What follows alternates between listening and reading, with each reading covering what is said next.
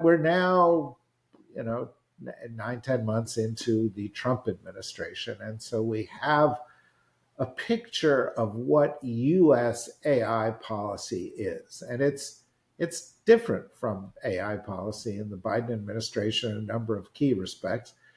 President Trump has around him a number of folks from the technology community. And I think it's fair to say that they have been nudging him in a direction that might be called regulatory light, might be called laissez-faire, but essentially, a kind of leave it to us direction where the tech community says we've got this and the government should stay out, with a couple of carve-outs. And I'm just wondering how you think that's all going. So I think, David, that you have fallen for the mirage of deregulation that the Trump administration Oh no. says it's doing. I think that many of us have fallen for it, and it is a performance. I mean, I think that if you look at what the administration is doing around AI, it's maybe not formal regulation in the sense of a Trump administration Lena Khan who's leaning on big tech companies. But what's clear is that the Trump administration is leaning into shaping from the executive branch every place in the pipeline of that in the AI stack and the AI pipeline. So, we can talk about all of the trade warfare that's happening around critical minerals. That's AI policy. We can talk about the semiconductor chip export control. That's AI policy. Whether or not, I haven't been able to track whether or not we're charging $100,000 for H-1B visas and for expertise in science and technology.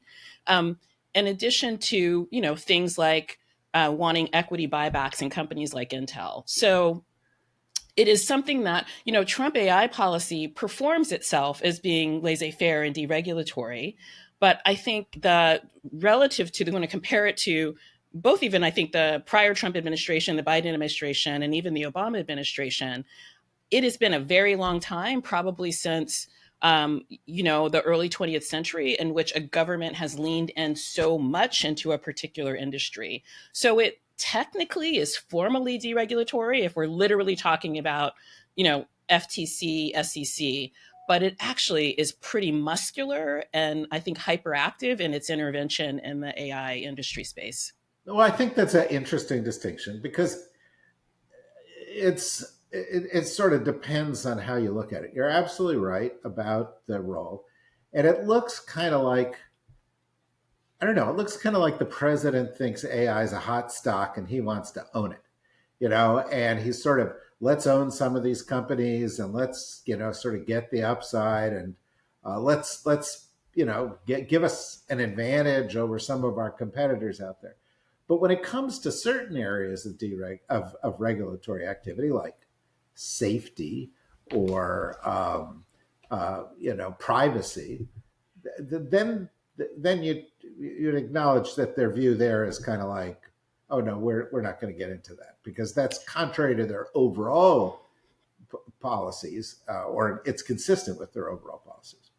There, I would quibble a little bit as well, David. I didn't. Oh Were you boy, gunning for a fight this morning? I'm off to a terrible start. What did you have for breakfast? Well, no, go on. I would say a couple of things. So if we think about the president's AI action plan, which is was a policy white paper, and what gave it teeth were the 3 executive orders that came with it. So one of these executive orders was around so-called woke AI, and not wanting, sort of left radical, all these in scare quotes, bias in AI. But the fundamental issue is a technical issue around bias in AI systems. And it is just the mirror image of what the Biden administration had been asking for vis-a-vis forms of bias and discrimination in algorithms. And so, it calls itself something different. But in this instance, the question of bias, I mean, I was both when candidate Trump was on the campaign trail, and then also with this executive order, my initial response was like, thank goodness. Can we agree that bias systems are not good for anybody, that we need to have more rigor and evaluation around these AI systems? And so, again, in our very polarized political space, these things masquerade and call themselves different things. But I think this is one instance where it's the same. I think safety there, I would agree with you. I was at the Paris AI Action Summit, and I was there when JD Vance gave his speech about AI.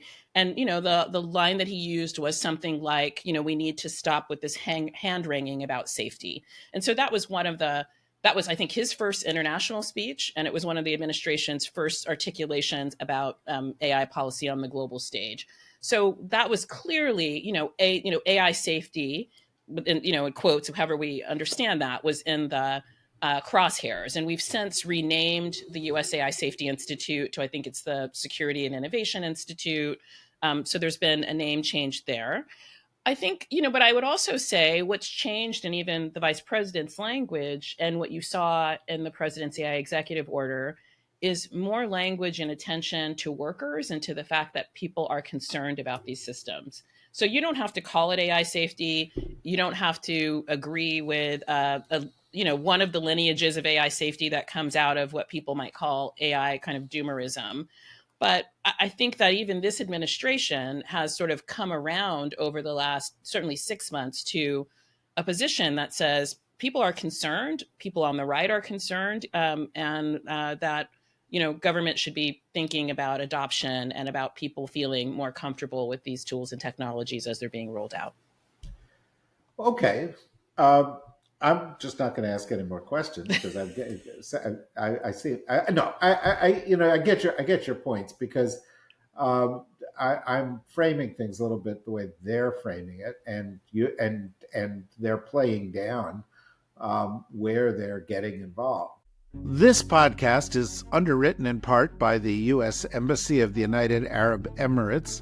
Its editorial content is completely independent, and the views expressed are exclusively those of participating experts.